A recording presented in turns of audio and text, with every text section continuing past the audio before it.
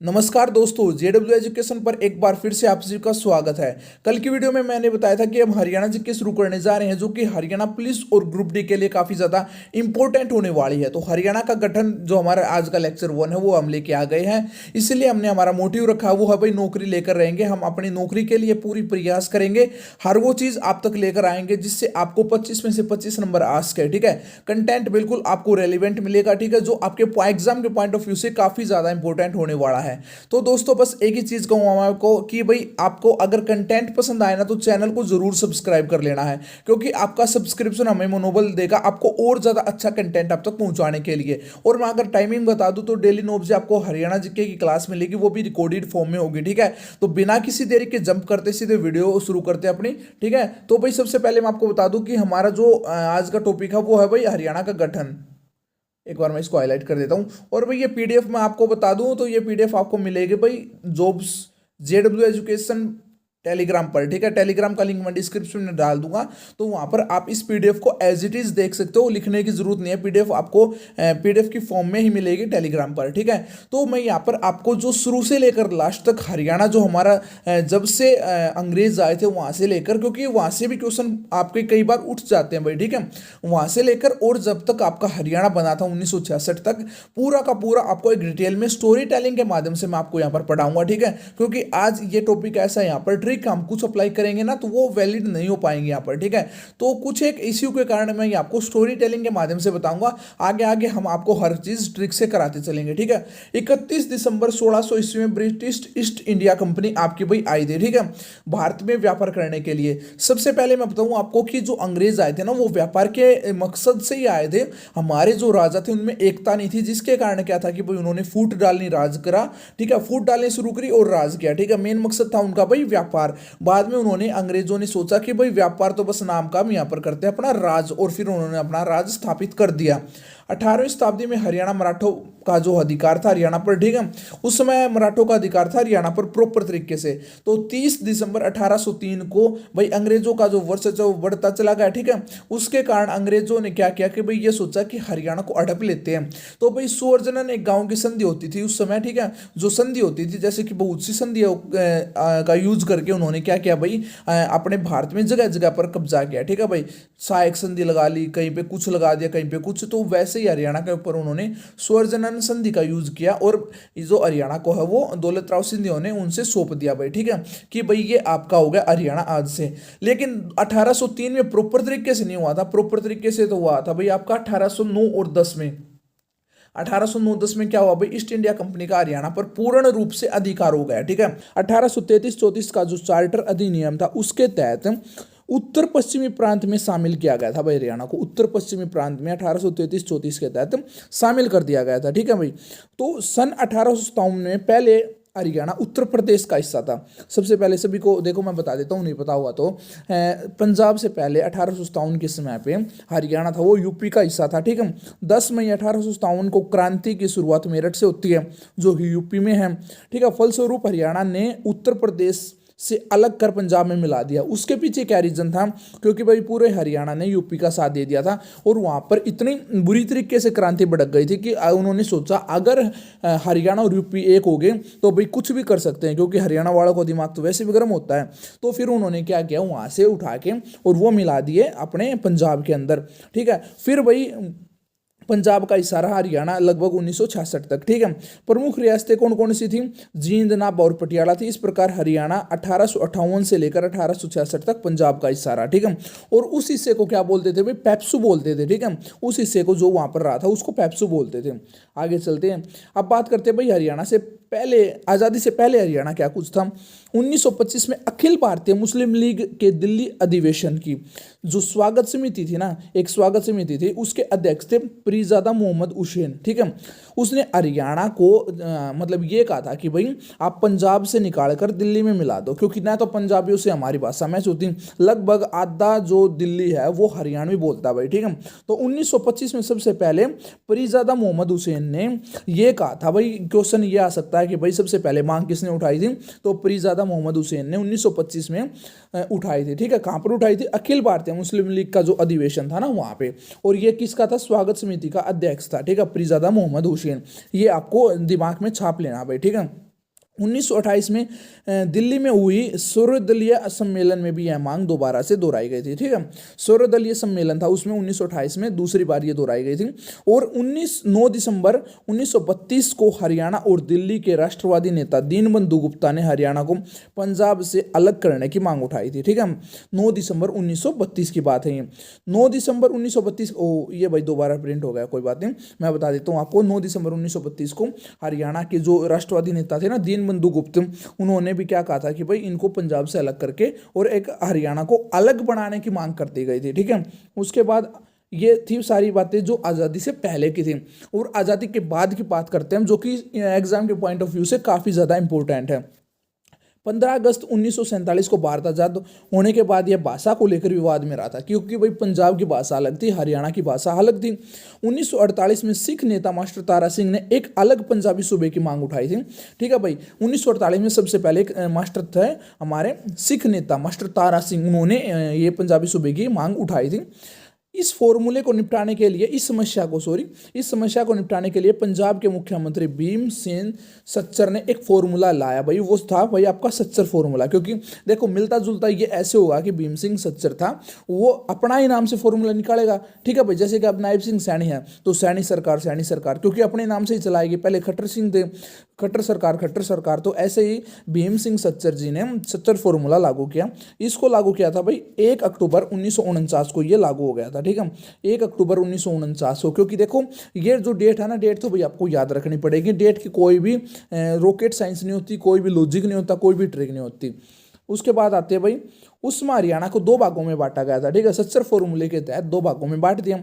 पहला था आपका हिंदी क्षेत्र, दूसरा था पंजाबी क्षेत्र। हिंदी के समर्थन सत्याग्रह में रोहतक व हिसार जिले सबसे प्रभावी जिले थे। ठीक है, क्योंकि आज के दिन अगर देखोगे तो खड़ी बोली के लिए रोहतक सबसे ज़्यादा फेमस है, हिसार भी फेमस है, क्योंकि हरियाणा में लगभग खड़ी बोली बोली जाती है। सिर्फ अगर जो पंजाब के लगे राज्य हैं, जिले हैं, जैसे कि आपका चंडीगढ़ हो गया, करनाल हो गया, अम्बाड़ा, वहाँ पर हल्की फुल्की पंजाबी बोली जाती है, वरना तो लगभग खड़ी बोली के लिए फेमस है। इसमें क्या था कि भाई इसमें प्रथम तो हिंदी बोली जाएगी, ये उसमें था सच्चर फॉर्मूले के अंदर, और जो दूसरी भाषा होगी वो पंजाबी होगी। ठीक है, लेकिन वहाँ पर आपकी जो हिंदी क्षेत्रीय समिति के अध्यक्ष थे वो कौन थे? बलवंत राय थे। ठीक है, अब आते हैं पंजाब की बात। तो पंजाब में क्या था कि इसमें बाकी सारा क्षेत्र आता है, कुछ एक क्षेत्र को छोड़ के। ठीक है भाई, पंजाब के अंदर इसकी भाषा पंजाबी तथा दूसरी भाषा हिंदी कर दी थी। जो हरियाणा के अंदर जो क्षेत्र घोषित कर दिया, उसके अलावा जो बच गया वो सारा पंजाब था, ये उस टाइम पे भाई घोषणा कर दी थी। मैंने वो क्षेत्र इसलिए नहीं लिखा क्योंकि वो आज तक एग्जाम में पूछा नहीं गया है, आपको बेफालतू में 5-10 नाम और याद करने पड़ेंगे। मैं सिर्फ वही चीज़ लेके आया हूँ जो एग्जाम के पॉइंट ऑफ व्यू से बिल्कुल इंपॉर्टेंट है। ठीक है, इसमें क्या कहा, हिंदी में कहा कि पहली हिंदी दूसरी पंजाबी, पंजाब में कहा पहली पंजाबी दूसरी हिंदी होगी। ठीक है भाई, पब्लिक ने इसको क्या कर दिया था भाई, अस्वीकार कर दिया, और फिर ये सच्चर फॉर्मूला भी क्या होगा भाई, कैंसिल हो गया। उसके बाद क्या होता है, फजल अली आयोग आता भाई 1953 में। ठीक है, फजल अली आयोग आता हमारे पास 1953 में।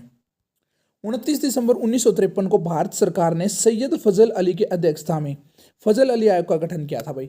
फजल अली आयोग के तहत आपको पता है कि भाई भाषा के आधार पर आपके राज्य बनाने के लिए बनाया गया था ये। इसमें क्या था कि भाई 22 विधायकों ने एक मत होकर अलग राज्य की मांग की थी।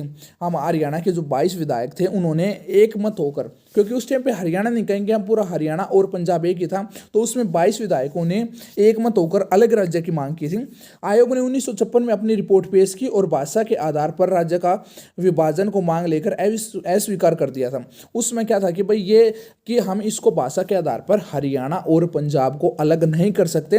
1956 में जो आपका फजल अली पुनर्गठन हुआ था ना दोबारा से, तो उसमें अस्वीकार कर दिया था। और फजल अली, ये एक क्वेश्चन पूछा जाता है कई बार कि भाई फजल अली रोहतक कब आया था, तो फजल अली आपका जो रोहतक आया था 1955 में आया था। ठीक है, 1947 से 1956 तक हरियाणा पंजाब के हिस्से में रहा था, जिसे पेप्सू कहा जाता था। तो भाई ये मैंने आपको पहले भी बताया था कि भाई जब तक आपका 1947 से 56 तक जब हरियाणा पंजाब में था तो उसको पेप्सू कहा जाता था। पेप्सू की राजधानी कौन सी थी भाई, शिमला थी उसकी राजधानी। ठीक है भाई, पेप्सू की राजधानी क्या थी, शिमला थी। तो ये आपका पॉइंट एग्जाम के पॉइंट ऑफ व्यू से इंपॉर्टेंट है कि भाई पेप्सू की राजधानी कौन सी थी, शिमला थी। अब आते हैं भाई आगे, अब आता हमारे पास क्षेत्रीय फॉर्मूला। क्षेत्रीय फॉर्मूला भाई काफ़ी ज़्यादा इंपॉर्टेंट है एग्जाम के पॉइंट ऑफ व्यू से अगर देखा जाए तो इसको भी आपको दिमाग में बिल्कुल बैठा लेना है। एक बार मैं इसको हाईलाइट कर देता हूँ भाई। आपको ये एज इट इज़ PDF मिल जाएगी भाई टेलीग्राम पर, और आपको टेलीग्राम ज्वाइन कर लेना है। अगर आपको कुछ भी इंफॉर्मेशन चाहिए है, SSC हो या फिर HSSC हो, तो उसके लिए आपको ज्वाइन कर लेना है आपका व्हाट्सएप चैनल भी, ठीक है। दोनों का लिंक डिस्क्रिप्शन में मिल जाएगा, क्योंकि चैनल हमने कल बनाया है, अभी वेरीफाई होने में थोड़ा समय लग रहा है, जिस वजह से क्या हो रहा है कि भाई लिंक आपको दिख नहीं हो रहा होगा वहाँ पर, ठीक है। अब बात करते हैं भाई क्षेत्रीय फॉर्मूला के बारे में। पंजाब सरकार के कहने पर केंद्र सरकार ने क्षेत्रीय फॉर्मूला लागू किया, ठीक है भाई। भाई इतना प्रेशर आया कि केंद्र सरकार का कि भाई 7वां एक संविधान संशोधन किया गया, जो कि 24 जुलाई 1956 को राष्ट्रपति राजेंद्र प्रसाद थे वहाँ उस टाइम पर, ठीक है, अनुमति से क्षेत्रीय फॉर्मूला का गठन कर दिया गया था, ठीक है। पंजाब भाषा की सिफारिश पर भारत सरकार ने पंजाब को भाषाई आधार पर 2 राज्यों में बांट दिया था भाई, ठीक है। पंजाब और हरियाणा 2 राज्यों में बांट दिया गया था।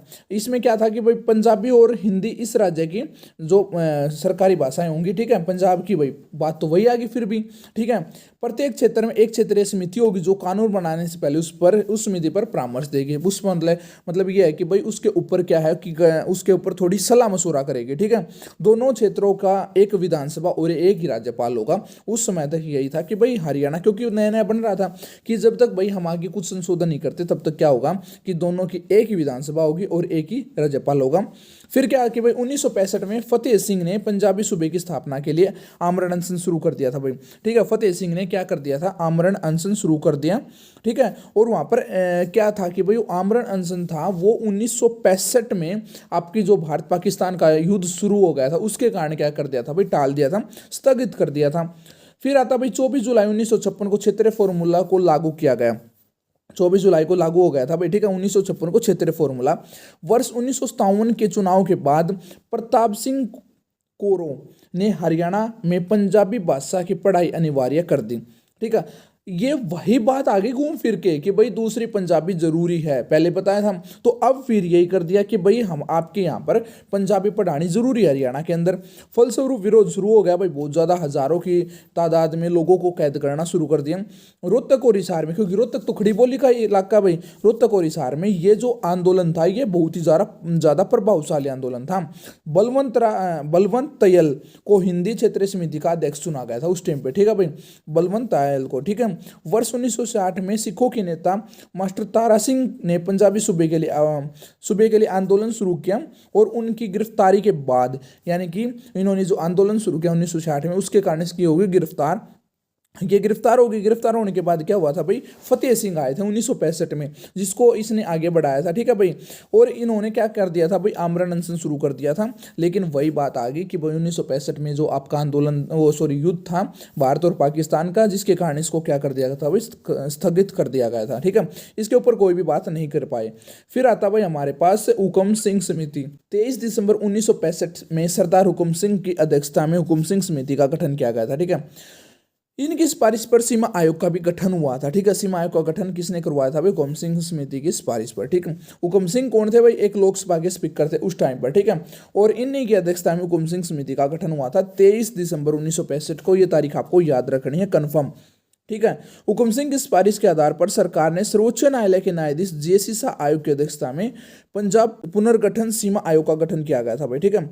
आपको क्या है कि भाई आपको JC शाह की आयोग की अध्यक्षता में, JC शाह आयोग की अध्यक्षता में आपकी जो सीमा आयोग का गठन हुआ था वो हुआ था भाई हुकुम सिंह की सिफारिश के कहने पर, ठीक है। हुकुम सिंह की सिफारिश के आधार पर सरकार ने सर्वोच्च न्यायालय के न्यायाधीश JC आयोग की अध्यक्षता में पुनर्गठन सीमा आयोग का गठन किया गया, ये मैंने बता दिया। इस आयोग के अन्य सदस्य कौन कौन थे भाई, S दत्त और M फिलिप थे, ठीक है भाई, S दत्त और M फिलिप थे। ये तीनों नाम आपको याद रखने हैं कि भाई हुकुम सिंह ने क्या किया था, अपनी सिफारिश लगाई, ठीक है। और एक जो आपकी पुनर्गठन ये आपकी सीमा आयोग, JC शाह आयोग की अध्यक्षता में आपके सीमा आयोग का गठन किया गया, ठीक है भाई। और उसके 2 सदस्य और थे, S दत्त और M फिलिप, दोनों थे, ठीक है भाई। ये नाम याद रखने हैं, एग्जाम में बहुत ज़्यादा बार पूछा जाता है। फिर आता भाई हमारे पास हमारा पंजाब पुनर्गठन अधिनियम, इसको मैं कर देता हूँ हाईलाइट, ठीक है भाई। 18 सितंबर 1966, ये आगे भाई तारीख 66 की अपना जो हरियाणा बना था 1 नवंबर 1966 को, तो उससे पहले 18 सितंबर 1966 को JC शाह आयोग की सिफारिश के अनुसार भारत सरकार ने पंजाब पुनर्गठन विधेयक को पारित कर दिया था भाई, ठीक है। उसके बाद क्या है कि भाई बहुत ही ज़्यादा संघर्ष के बाद आपका 18वां संविधान संशोधन के तहत 1 नवंबर 1966 को हरियाणा भारत का 70वां राज्य तैयार कर दिया गया, बना दिया गया। ठीक है, आपको ये पूछ ले कि भाई आपका हरियाणा कौन सा राज्य है जो बनाया गया था, भाई वो 70वां था। संशोधन बूझ ले तो भाई 18वां था। तारीख बूझ ले तो भाई वो थी आपकी 1 नवंबर 1966। ठीक है, उस टाइम पर कौन थे भाई? श्री धर्मवीर भारती जी हरियाणा के प्रथम राज्यपाल थे और भगवत दयाल शर्मा हरियाणा के पहले मुख्यमंत्री बने थे। ठीक है भाई, भगवत दयाल शर्मा कहाँ से थे ये आपको कमेंट में बताना है कि भाई भगवत दयाल शर्मा हरियाणा में कौन सी जगह से थे।